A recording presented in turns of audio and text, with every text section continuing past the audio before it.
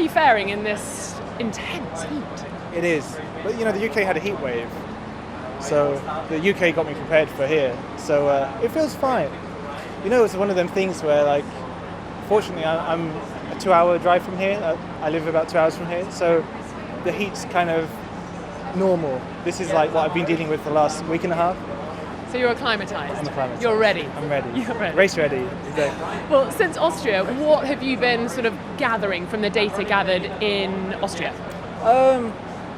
We understand the package more. We know the kind of literal numbers of the downforce that we've produced from the new package.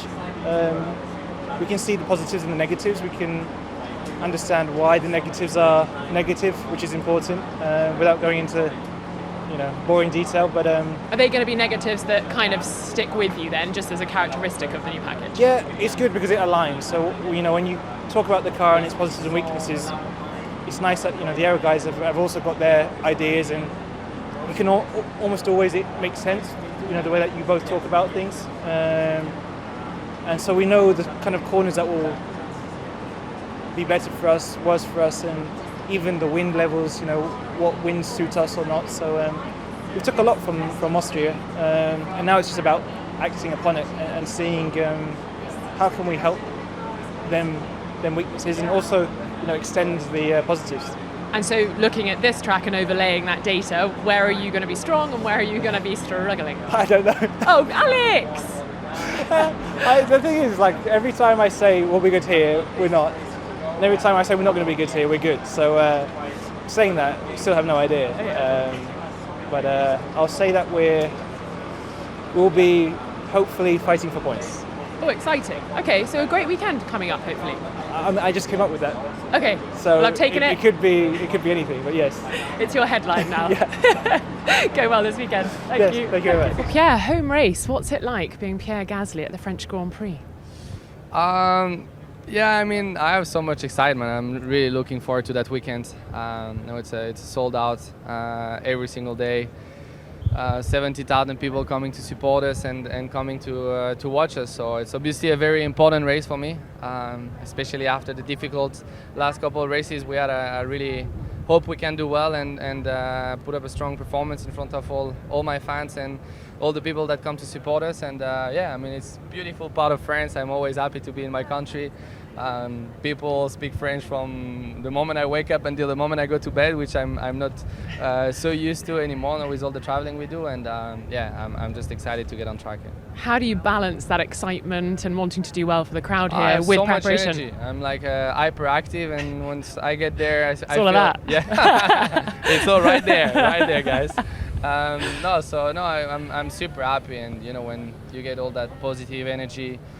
People coming, motivational messages from all day long, and people just so excited to see Formula One. There is a massive hype around F1 over it's been always the case, but especially in the last few years and around me since I won in Monza. So it's important for me to give it back to the fans with a strong performance on Sunday, and hopefully the package we're bringing this weekend can work. Yeah, tell me a little bit more about that. You wanted a reset after Austria. Will this upgrade package give you a full reset? I really hope so. It should definitely make a difference, and I don't want to speak too much before we actually drive it and test it. So clearly FP1 is going to be very important to see where we stand and how the new package reacts. But deep inside me, I have high hopes it can turn things around, and hopefully it's going to be the case. And obviously it's Scorchio here. Is that a good thing or a bad thing for your car?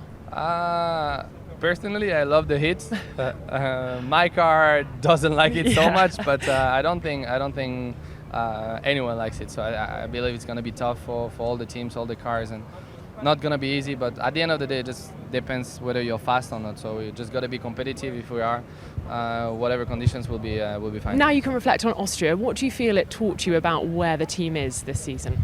Yeah, I think we made another step forward in Austria, and we were again very competitive, right behind the top teams, and probably ahead of all the midfield pack. So that's probably the aim and the target that we had at the beginning of the year. So I think we are quite fast. Now we just need to keep scoring points in this second half of the season and try to finish this P4 in the constructor, which is a nice target for us. And of course, it's a home race this weekend, so a big target, I imagine, to get a big points haul. Have you got the car underneath you this weekend to do that?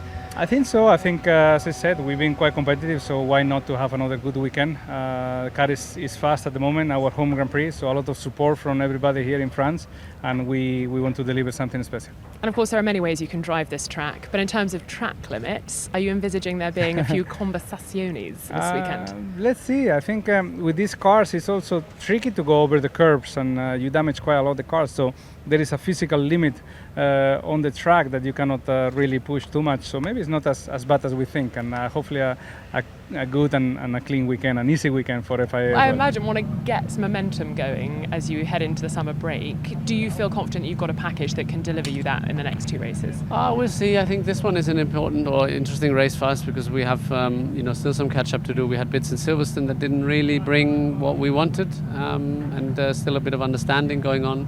We have some new bits here, and hopefully that will help us solve the puzzle or understand it further. So I'm very curious. We have a busy day tomorrow. Weather should be clear. I think there's a lot this weekend in the tires and how we manage those, but it's the same game for all of us. Those bits, are they big bits that we can spot, or are they inside? I don't know how good you are or how close you're looking. So yeah, I mean, if there's a difference, then you will see it. But we can see it. We know I know where it is, so it's easier to see. I got the hint, but I think you can see it, but you need to be looking. Okay, I'll be looking closely as you head out tomorrow. Feel free to walk in. I mean, yeah. Oh, I don't know how Mike would feel about that, but I'll try. You blend in today. Yeah, exactly, in my green dress.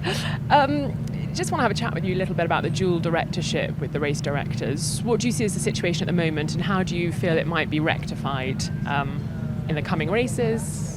I don't know. I think obviously it's clear when somebody new is taking over, it will take a little bit of time. Obviously now there's two. So I think it would be useful if they were present, both of them, at every race to just get into the groove. On the other hand, they have experience from other categories, so it's not like they're brand new. But I think Formula One, every category is a little bit different. I can't speak for other categories, but I think Formula One might be a bit different the way we used to communicate and talk. And there's some here and there a little bit of friction, but nothing that I think we can't figure out going forwards. And track limits this weekend, then are you clear on where to go?